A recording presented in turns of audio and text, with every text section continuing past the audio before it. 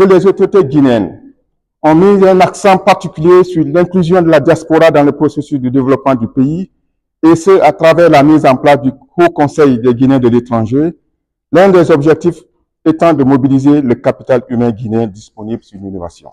Excellences, Mesdames et Messieurs les ambassadeurs, distingués solutionneurs, entrepreneurs et journalistes, distingués participants, en vos rangs et qualités, tout protocole respectueusement observé.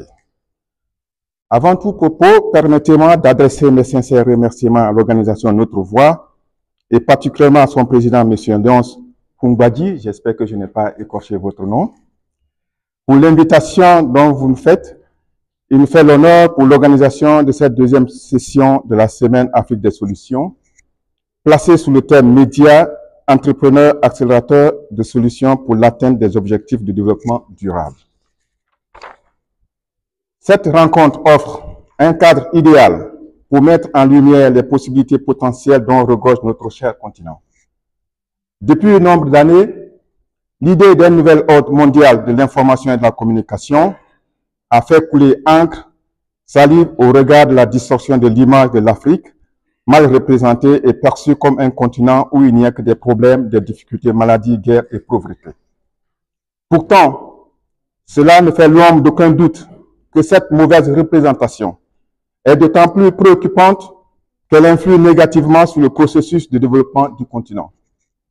C'est pourquoi nous nous réjouissons de cette initiative pragmatique qui vise à promouvoir le contraire en mettant en exergue des solutions typiquement africaines qui ont pour but d'accélérer la solution des défis qui se posent à notre continent, lequel est non seulement le mieux doté en richesses naturelles, mais aussi et surtout regorge de la main-d'œuvre la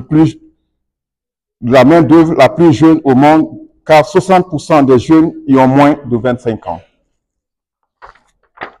Mesdames et messieurs, c'est donc un insigne honneur que la République de Guinée ait été choisie pays invité d'honneur en cette deuxième édition, après le succès enregistré lors de la première qui a eu lieu l'an dernier, au cours de laquelle son excellent monsieur l'ambassadeur fut invité à prononcer le discours inaugural.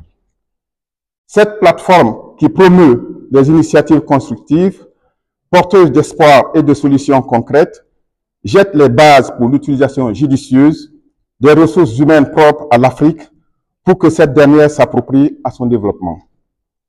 D'ailleurs, le fait que cette deuxième édition, soit placée sous le thème Médias et entrepreneurs, accélérateurs de solutions pour l'atteinte des objectifs de développement durable, relève d'un choix judicieux car il est aujourd'hui nécessaire que l'Afrique ait des médias et des journalistes qui s'engagent à valoriser les entrepreneurs africains. Nul n'est besoin de vous rappeler l'importance du journalisme des solutions, car nous ne saurions mieux apporter des réponses à nos problèmes sociaux que par la diffusion d'actions et de moyens locaux susceptibles d'y remédier. Permettez-moi donc de vous proposer une illustration. Supposons qu'une personne en Guinée soit atteinte du paludisme. Ses proches s'activent à mobiliser de l'argent pour l'évacuer à l'Occident, alors qu'ils auraient dû chercher un médecin soignant au sein de la communauté, étant donné que le paludisme est une maladie tropicale. Par analogie, au lieu que nos solutionnaires se fassent valoriser par nos journalistes africains, ils sont obligés de prendre leur billet d'avion, payer la prestation d'autres médias, aménusant leurs chances de réussir malgré des dépenses onéreuses. Ainsi, nous souhaitons qu'au sortir de ces 2 jours, les médias du continent soient désormais à l'avant-garde du journalisme de solutions, à travers la rédaction d'articles rigoureux, investigateurs et convaincants sur les réponses apportées aux problèmes sociaux du continent. Je ne saurais terminer sans affirmer sans nul doute que les autorités guinéennes ont mis un accent particulier sur l'inclusion de la diaspora dans le processus de développement du pays, et ce, à travers la mise en place du Haut Conseil des Guinéens de l'étranger, l'un des objectifs étant de mobiliser le capital humain guinéen disponible sur l'innovation. C'est donc dire que la Guinée ne reste pas en marge des besoins en matière d'innovation et de créativité en vue de la recherche de solutions pour remédier aux défis qui se posent au développement de l'Afrique en général et à celui de la République de Guinée en particulier. Notre pays est un réservoir extraordinaire d'initiatives, de projets de créativité et d'innovation. Cela se justifie par le fait qu'il regorge des solutionnaires, d'innovateurs, de créateurs et de pionniers tels que M. Moutaga Keita, que nous saluons si respectueusement dans cette salle,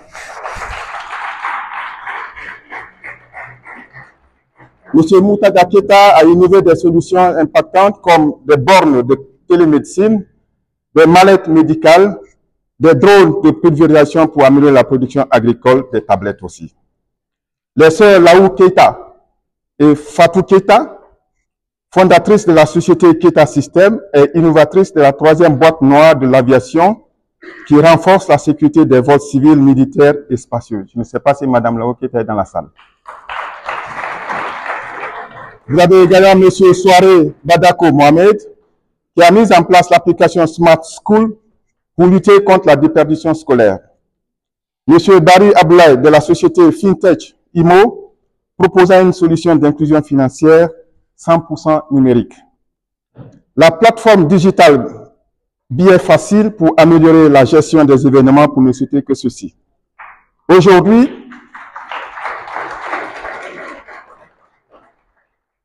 vous avez l'opportunité de faire la découverte d'autres pépites africaines et guinéennes dont chacune excelle dans son domaine particulier.